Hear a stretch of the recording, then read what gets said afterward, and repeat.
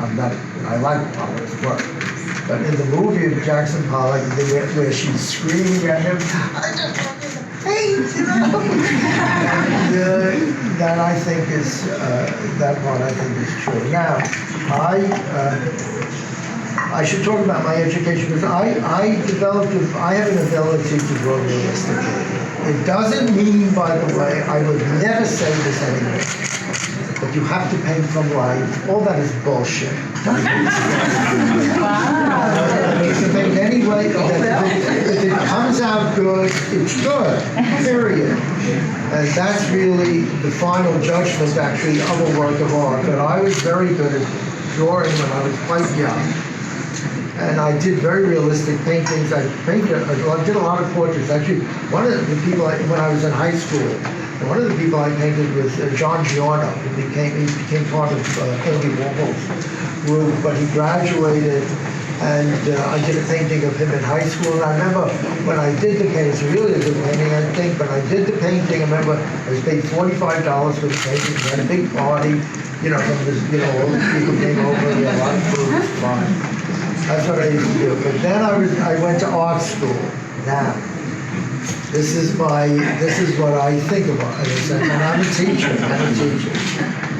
I studied at Cooper Union, which was free. And my parents, by the way, were not exactly supportive of my art. They would never have paid for me to go to college. And so when I got into free school, of course, I got in there. I never knew what abstract expressionism was. And as soon as I remember my first painting teacher was Nicholas Marsicano, who was terrific. I mean, he was terrific. I was trying to do a painting, still I didn't know what I was doing. I'm doing this, and I turned the painting upside down, and I started a lot of lines all over the place. And he comes over to me and he says, you know, you got something there. And all of a sudden, I realized this instinctually. I didn't want to do this. I didn't really want to do this. That's not really what I wanted to do. And though I learned things actually from Marsicano, but Cooper Union was at that time a stronghold of abstract expressionism. This is in the 1950s. Most of you weren't. In fact, I don't know if anybody was born then here. Most of you in the 1950s. And one of my teachers was Neil Welliver, who was my two-dimensional design teacher. And I did very well in his class. I like making designs and stuff like that. I wouldn't want to paint that way. And so he told me to go to Yale, which, you know, he was one of, and Joseph Albers taught there. You all should know, I guess, Joseph Albers is, I guess, the most famous teacher I studied with. He taught at the Bauhaus and he came, and then he ended up running the department at Yale. And he, of course, hated abstract expressionism. By the way, I like abstract expressionist paintings. This is the difference. I don't want to do it. And that's one thing that artists should remember. Like artists who are told, let's say you have a feeling to do an abstract. You're an abstractionist, and you're told, well, you have to paint realistically first. That's bullshit. That's not true. It's just not true. It is historically proven that it's not true.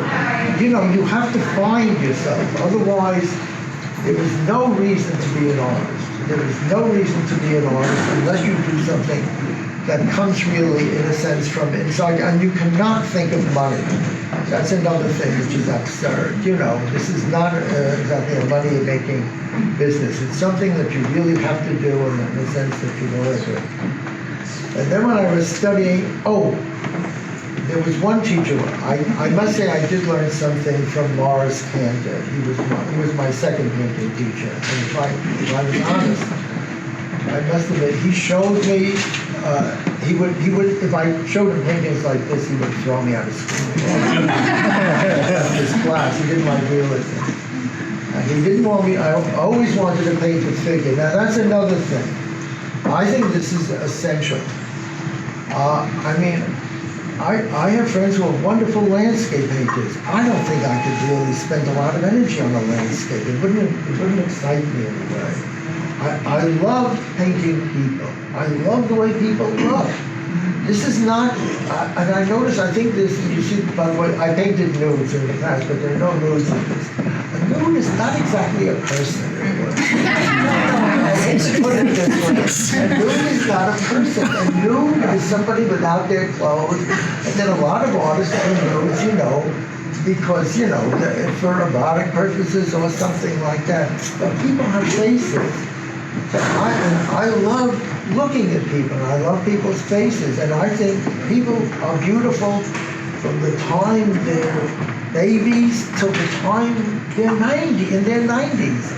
Everybody has this unbelievable beauty, really, and exciting. So I always get, no matter who I paint, the oldest person I did paint was Bernarda Shaw. Ben Shaw, she's a great painter in her own right. But Bernarda was 98. I love looking at her. I mean, it's ridiculous. It's somebody like my friend John Naw, who is 96 now, it's terrific looking. So it's all, it's just this thing about people. But then I'll say this technically about my work. I don't like doing straightforward portraits in which you just have, let's say, like a blank background. I just like doing, I began to feel when I started again doing the figure that the best thing about good figure painting was their integration into the background. And then all of a sudden the background started overwhelming the figure in a certain way. And then but I'll go into that in a minute. One of the other things, though, that I must say that Morris Cantor told me in class was he wouldn't let me paint the figure. He had a very thick Jewish accent. He says, "What do you want me to do?" He said, "I'm trying to get a likeness." Really? What's wrong with that? He wouldn't let you paint it. Now, let me tell you, I would have failed the class. So I ended up doing, and you fail one class in the beginning, you're thrown out. Scholarship school. You got sick, which wasn't your doing. If you were out, let's say, for 6 or 7 weeks, you're thrown out. That's it. They don't care, because it was all a scholarship school at that time. And so I had to do still life actually in his class. But then he did say something which is, I think, true about it. I think it's a natural instinct with me. I can handle a lot of separate elements, together. So I still like. Then when I got to Yale, I met the real Nazi guy. I'm sorry. That was Joseph Albers. I mean, Albers, I like his paintings. I'm not going to say, he's a good painter, but he was a real authoritarian. I mean, you could, it was like unbelievable when we came into that school. The teachers, even Wellever, who was a gutsy little guy, he was really almost snotty sometimes. To people, he was like standing at attention with this man. It's like unbelievable. It was like an unbelievable thing. And he kept saying, painting his color, which is partially true of his idea of what color, in a sense, is. And I wanted to paint. When I was at Yale, I then really wanted to paint the figure. And I owe Albers one thing, I must say. Because Albers didn't believe that figure drawing was even important. He thought that people were supposed to be able to.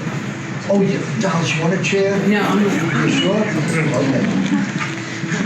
That people were supposed to be able to draw bicycles, paper bags, and stuff like that. So whenever you see people, when people show you their portfolios, their bicycle or a paper bag, you knew they were taught by a student of Albers. So I got into this habit. I got into a habit when I was at Yale.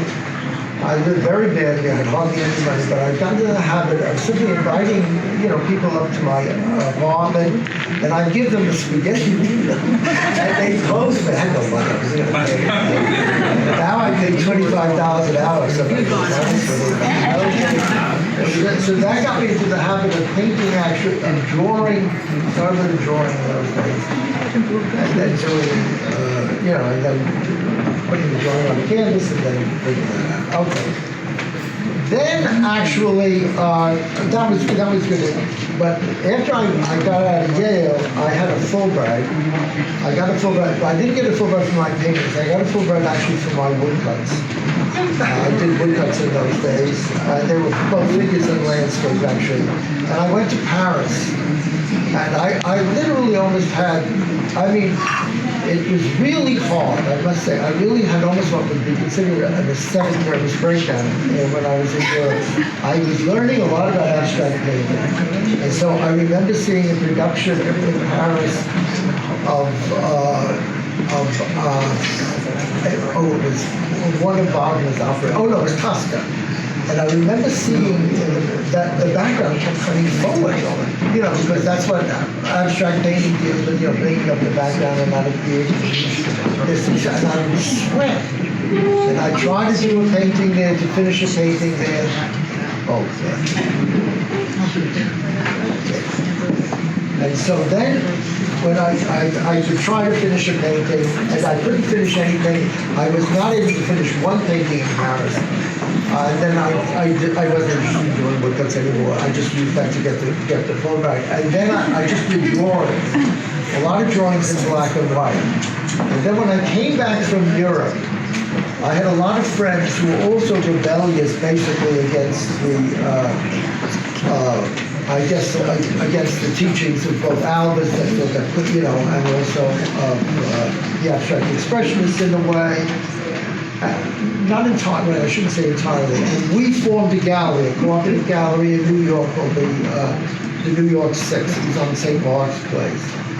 Actually, St. Mark's Place has changed so drastically in the last, I don't know, since the 60s, the early 60s. I can't even find where the place was. So I know it was downtown. I did a lot of watercolors and stuff like that. Now, I was petrified to paint realistically, to be honest. I mean, my teaching was so strong. It was how to use abstract color, and so I ended up hooking on to Matisse in those days and Bonnard, and I was doing paintings that really weren't, as good as anything that they certainly would do. And even if I understood it, but I always used abstract color. Now, I have this to thank. My friend Bob Bermelin, he's a great painter. He has a show that opens tomorrow in New York at the Louise Ross Gallery. And he told me, he said, Mel, he said, your drawings are getting more and more realistic and your colors abstract. They don't go together. And if you know Matisse's paintings, Matisse distorts his drawing, Avery distorts his drawing, so that he can use abstract color. So I decided towards the end of the 60s that I was going to paint realistically. And it's ironic, because at the end of the 60s, I met my wife. I got married in 1968. I got married, and then I was trying to paint realistically. It took me 3 or 4 years before I was able to complete a painting that was really satisfactory. I had to learn how to paint, because if you're painting everything flat, what's the problem? But I wanted to get the whole canoe and put a lot of detail in. So that took me 3 or 4 years.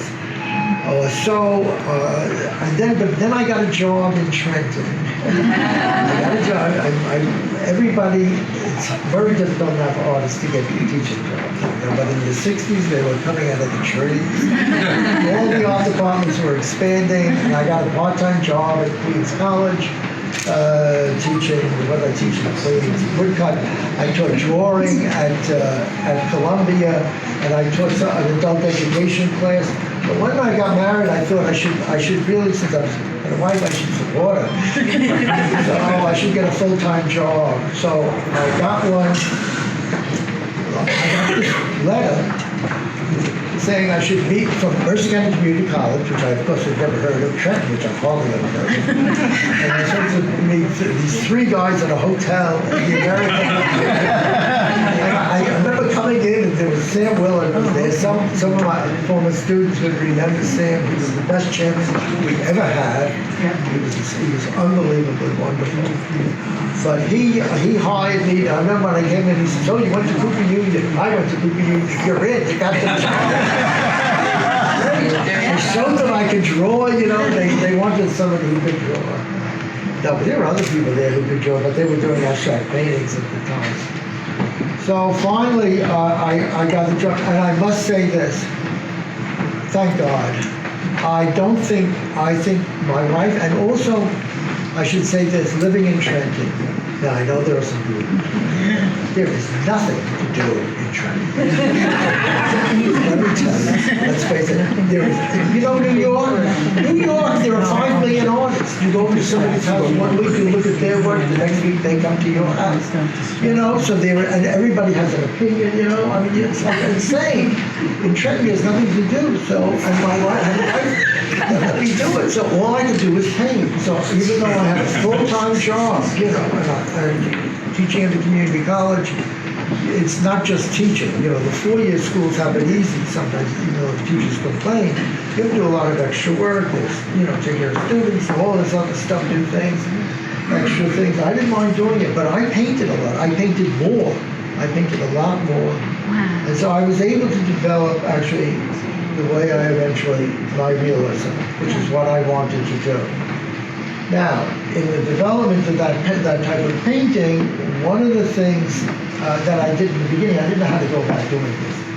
I would start a painting, and then it took me so long to figure out the composition, you know, how to do and stuff like that. I decided to use a limited palette. I used about 8 colors in those days. And then I couldn't, it took me years to finish a painting. Then finally I decided I would do a drawing with a model, and the model was almost always my wife in the beginning. And so then, you know, somebody's in my house, and then after my wife said, I'm sick of this. Go get your students. So then I used to get several of my students, most who's here, all of whom I painted. You know, but not in my house. A lot of students then came to my house, and then in 1991, I had something strange happen in the sense of my painting. I did 2 paintings of my children in their rooms. My daughter Francesca, in fact, this show should be called Francesca and Everybody Else. There were 4 paintings with my daughter in it, and my son Joshua. And my son had this room that was, I didn't like my parents, so I wanted my kids to like me. I don't do anything he wanted to in his room. So him and his friends graffitied the whole room up, the ceiling, wall, and some things with you know, with curse words and stuff like that.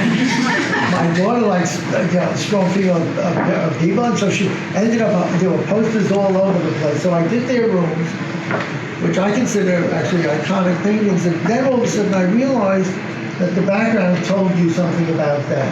In other words, it told you about something about that. And then I did a painting in 1996. It's now, that's my painting, which is now the Whitney owns, which is my office mate, Lou Draper, who I love. He was a photographer. He died in 2000. He was a great photographer. But the office was packed. It was like one of these things, if you threw garbage out, if I threw something out outside the door, Lou would come in, pick it up and say, why are you throwing this out? I used to have to go into another building if I really wanted to have something thrown out. Then I realized after I painted Lou, and I put one of Lou's photographs in, and he's a great photographer, one of Lou's photographs in the painting, that room told you something about Lou. By the way, he knew where everything was in every single box in that room, but he couldn't control himself. So I realized at the back, I should start doing paintings that deal somehow or other with the people, where is the people's place. So I started going to other people's homes.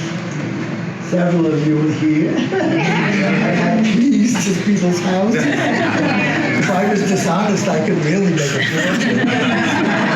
But I only wanted to pay people. So I would pay people actually in their homes. And actually, what Donna showed, I never realized that I was always often asked people if they were artists, you know, children, you know, I wanted to paint them.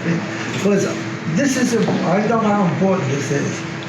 No artist it's like, you know, it's like it takes a village, and I hope she's president, by the way.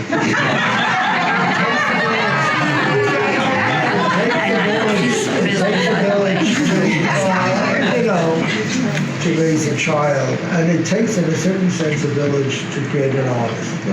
No artist does this entirely by themselves. You really need a certain support system. teachers, members of the family, who knows what, friends, it doesn't, in a sense, it doesn't really matter. So I wanted to paint people that it's a narrative in a certain sense, that it would tell you something about the people who are in the painting. And then just technically speaking, I was using eight colors all the time. And then I was also doing, in 1980, I had like one of these epiphanies, I guess, in which all of a sudden I realized, the background seems to mean more to me in terms of the composition. I'm very interested in composition, the way a painting is composed. That I should maybe draw that first and then place the people in the room. And so where's Mary? Yes, is Mary here?